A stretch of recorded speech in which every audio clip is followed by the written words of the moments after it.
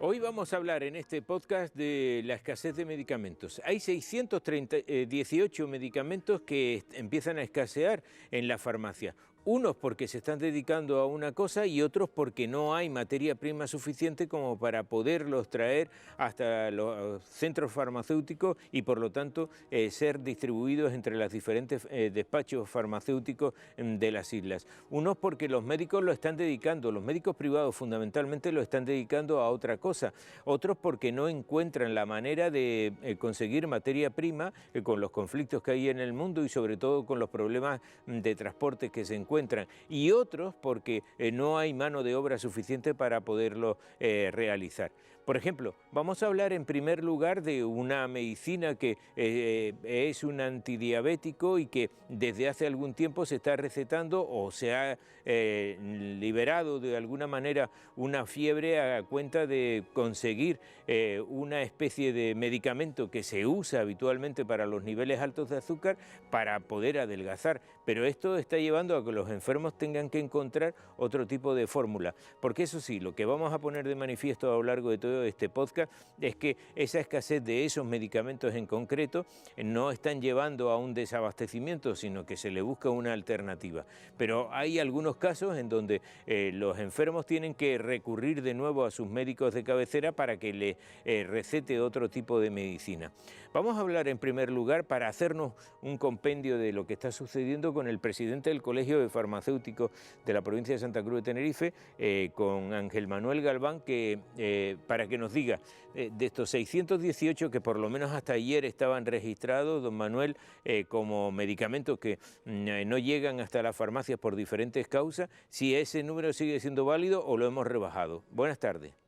Hola, buenas tardes, encantado. Mira, el número va fluctuando continuamente, porque esta es información que tiene la agencia, que recoge de los datos que envían los laboratorios. Un laboratorio avisa a la agencia de que tiene un problema de fabricación, o la agencia detecta que hay un problema que puede ser tan sencillo, aparte de lo que has comentado, que son ciertos, que el prospecto, lo que conocemos popularmente con el prospecto, las indicaciones, hay un error en la transcripción.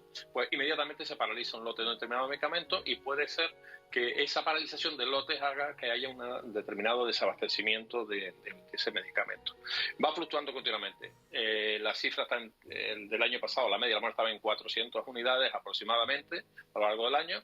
Tengamos en cuenta que muchos de esos medicamentos que están en falta tienen equivalentes y no supone mayor problema más que cambiar uno por el otro, porque son exactamente iguales. Y este año sí es verdad que ha habido una subida, pero ya no solo Canarias, no solo España, sino incluso en Europa. ¿Problemas a qué son debidos? Pues mira, los que comentaste, y por ejemplo uno que nos comentaba que es muy importante también, la concentración de la fabricación. El tema de la globalización ha supuesto que las industrias fabriquen principalmente en países donde la mano de obra es más barata y puedan salir. Cuando hay un problema y hay un solo fabricante, el problema es para todo el mundo. Ya. Por ejemplo, vamos a ponerle nombre y apellido, si a usted le parece, el Ozempic, que es un medicamento que habitualmente se utiliza entre las personas que padecen diabetes y que de un tiempo a esta parte se está usando de otra manera, se está usando como adelgazante, ¿no? Que no sé, eso te lo receta un médico, el Ozempic te lo despachan en cualquier farmacia sin necesidad de receta.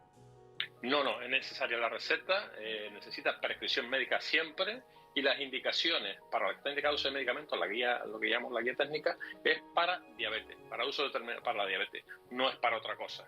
¿Qué es lo que pasa? Que dentro de la forma de actuar este medicamento lo que hace es bajar los niveles de glucosa cuando están a un nivel muy alto, por encima de la normalidad. Y además la facilidad es que hay que inyectárselo una vez en semana. Entonces, con respecto a otro antidiabético, presenta una ventaja para el enfermo diabético, pero como tú comentaste, hay algunos casos que sospechamos, porque a nosotros a la farmacia lo que nos viene es una receta, que en algún caso se esté prescribiendo para bajar de peso. Entonces, el enfermo de diabetes, ¿qué es lo que hace? ¿Tiene una alternativa al Ozempic? Que exactamente igual no, tiene que ir al médico y tiene que cambiarlo. En los Ozempic, de todas formas, hay distintas dosis. Las dosis que más problemas estaban dando eran de una determinada dosis, una dosis de 1 miligramo, y hay dosis menores que en muchos casos sí existe. Pero ya no es la comodidad del pinchazo semanal y la forma indicada ahora. Siempre causa un trastorno al paciente, en este caso porque no hay uno que sea exactamente equivalente que podamos estudiar. ¿Y cuándo se podrá solventar ese tipo de problemas? Yo espero que pronto. Es que ha habido un exceso de demanda. En este caso ha sido un exceso de demanda. Ha superado la demanda la expectativa de fabricación que tenía el fabricante, porque estaba con unas indicaciones. El que se haya desviado, no solo en España, sino en otros países, su uso para otras indicaciones no aceptadas en ficha técnica, ha supuesto ese establecimiento especial. Luego, por ejemplo, hay otros problemas como, por ejemplo, puede ser la amoxicilina pediátrica, que está indicada para pequeños, que de alguna manera este tipo de medicamento afecta a las vías respiratorias. Es un antibiótico betalastámico y lo que de forma excepcional, la Agencia Española ha dictado una serie de normas en las que nos permiten a los farmacéuticos sustituir ese medicamento por otro que es igual, pero no en la misma forma farmacéutica. O sea, si era en jarabe, podemos cambiarlo por el mismo medicamento en sobre. Problema de producción. En este caso no es porque se dedica a otra cosa, porque el antibiótico es para eso. Y luego hay otro medicamento que también está faltando en los últimos tiempos, el Tranquimacin, que por lo visto está siendo muy demandado. ¿Por qué esta carencia en este momento? Pues son problemas similares, ya digo. El problema de concentrar, cuando hay en una sola fábrica, la productora del principio activo, del principio que funciona para que el medicamento funcione. Ese suministra a otros laboratorios que a su vez le dan forma, dan el terminado, digamos, al medicamento. Si en esa cadena de fabricación falla el escalón inicial, ya se produce el problema en el resto de la cadena.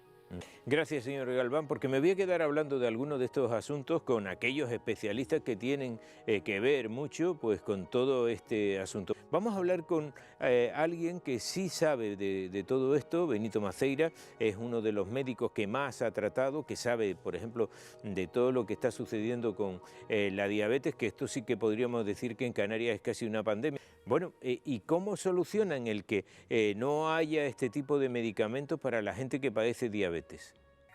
El medicamento de Marra, el Ozempic, que imita a una hormona que se llama la hormona de la saciedad, que te hace que tú te estés harto cuando has comido ya suficiente, no está indicado para el tratamiento, autorizado no está para el tratamiento de la obesidad. Entonces, ¿qué ocurre? Que, bueno, de alguna manera, pues los médicos estamos prescribiendo para otra indicación, que es la obesidad, un medicamento que está autorizado solo para la diabetes. Y entonces hay que hacer ejercicio, hay que hacer una dieta. ¿Qué ocurre, Pepe?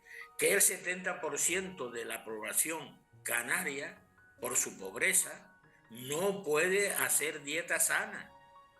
Y entonces tiene que recurrir a la dieta procesada, rica en sal, en grasa y en azúcar, que engorda.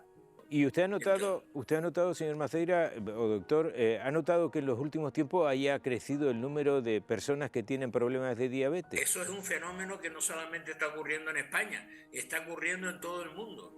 Y primero empezó en Estados Unidos, donde la demanda de este tipo de medicamentos subió de tal manera y tiene el mismo debate ahora mismo que nosotros, pero adelantado en el tiempo. ¿Qué porcentaje hay en ese incremento que me está diciendo, doctor Maceira, de no comer bien o de estar en el sofá echado con una mantita viendo series en las plataformas? Creo que yo, por mi experiencia, que llevo 30 años lidiando, como tú sabes, con el problema de la obesidad, yo no creo que más del 20% de los enfermos hagan las cosas como deben, en el sentido de modificar el estilo de vida.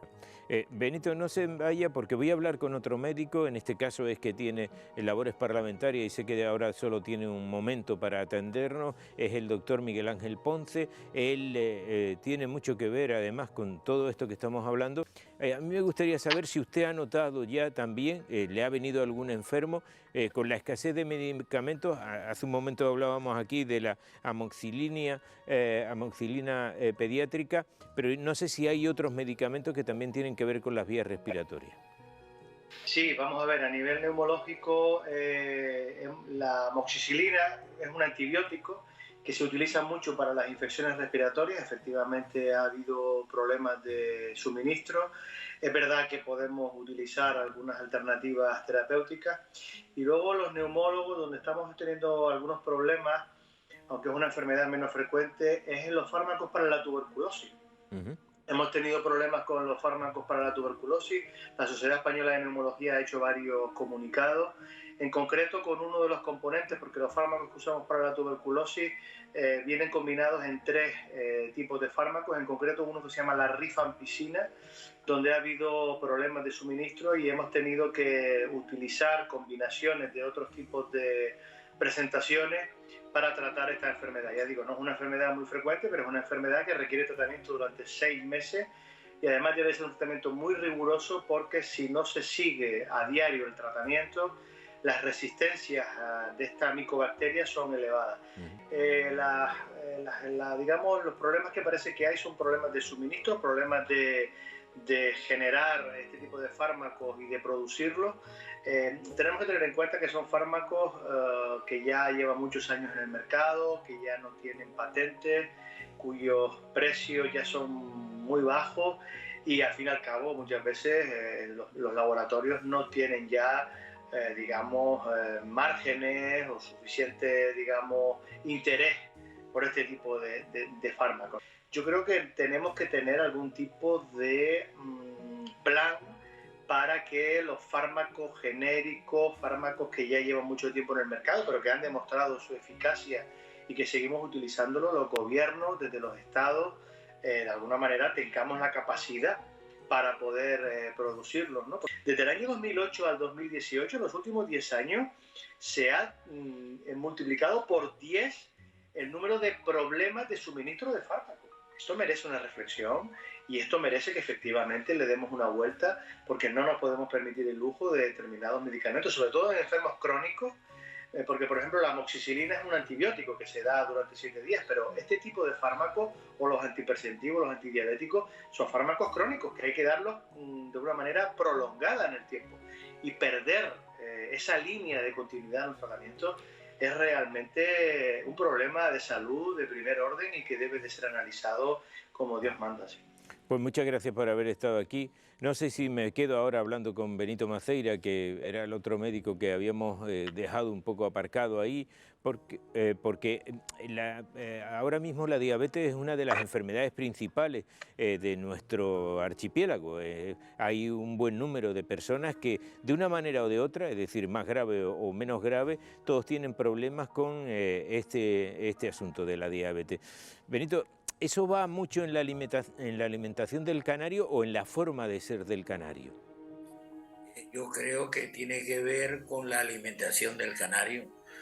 Si no, el canario no come bien porque es pobre, porque no tiene dinero para comer sana. De nada valen campañas donde le digamos a la población cómo tiene que comer, en qué consiste la dieta sana, la dieta mediterránea, cuando va al supermercado a hacerte caso y resulta que no puede. Y eso lo pone antes que el comer sano. Es decir, dicho de una manera gráfica, estamos cambiando el potaje por la PlayStation. Yo no sé si en este momento toda la población que tiene problemas de azúcar, de diabetes, está bien atendida. Hombre, yo pienso que no. Yo pienso sobre todo que falla la política de prevención. La diabetes en Canarias se diagnostica muy tarde y al diabético no hay que esperar a que venga, porque cuando viene el diabético, sobre todo en una población con la falta de cultura que nos caracteriza y con la pobreza, cuando viene ya está complicado. Ya no ve bien, ya pierde albúmina por la orina, ya le falta el riego en las piernas, ya tiene problemas del corazón. Al diabético hay que ir a buscar, hay que instaurar campañas de prevención, de diagnóstico precoz para cogerlo a tiempo y después ponerle los medios naturales, facilitarle los medios naturales para combatir la enfermedad, bien, que como son la dieta y el ejercicio. Muchas gracias, don Benito. Tendremos en cuenta ese tipo de cosas. Según los médicos, los enfermos crónicos son los más afectados por esta escasez de medicina. Vamos a saludar precisamente a una persona que lo está viviendo en su propia piel. Pues vamos a ver, cada vez que tengo que comprarla, pues tengo que mirar qué farmacia me la puede suministrar. Porque es un CBD porque no sabemos si la voy a encontrar o no la voy a encontrar. Es el mes que me toca. ¿Cuándo empezaron estos problemas de suministro? Pues desde el mes pasado, no, desde el otro. Hace 2 meses que estamos así. Desde que se dijo en un programa que famosos estaban pues pinchándose dicha insulina para adelgazar. ¿Y a ti qué te pasa exactamente si no recibes este tratamiento, este medicamento? Vamos a ver, pues yo no me puedo tomar ninguna pastilla. Tiene que ser todas pinchadas porque a mí las pastillas me producen pancreatitis, entonces tiene que ser solamente en la medicación pinchada. Entonces no puedo volver hacia atrás, tengo que seguir con tal y como tengo el tratamiento, pero es imposible encontrarlo. Con lo que hemos visto a lo largo del podcast nos podemos hacer la idea de que este mundo está mal repartido y que debemos reflexionar sobre todo si es preferible perder peso quitándole el medicamento a alguien que padece de diabetes o si la amoxicilina pediátrica la tenemos para otras cosas o para tenerla en casa por si acaso se nos enferma alguien de las vías respiratorias. Debemos hacer este tipo de reflexión porque es fundamental tener una sociedad bastante sana y como hemos visto a lo largo de todo el podcast, lo fundamental es avanzar en uno de esos sentidos para no tener que buscar a los especialistas en otro.